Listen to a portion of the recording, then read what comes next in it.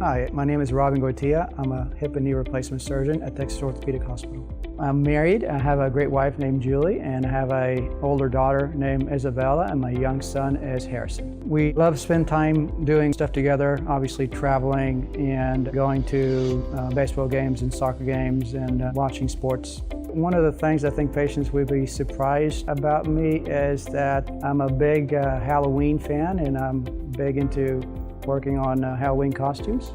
I did undergrad in Texas A&M and later did medical school at UT in San Antonio.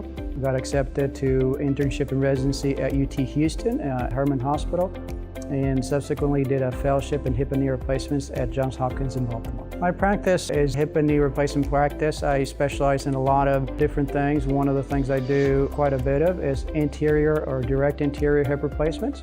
I think my role as a doctor, many of us have picked medicine to be able to help people, and doing that is what gives us really the greatest reward. Being able to have a patient come to you after surgery and say, "Thank you, doctor, you changed my life," and that is very rewarding to us as physicians because that's the main reason we went into medicine, to be able to help people.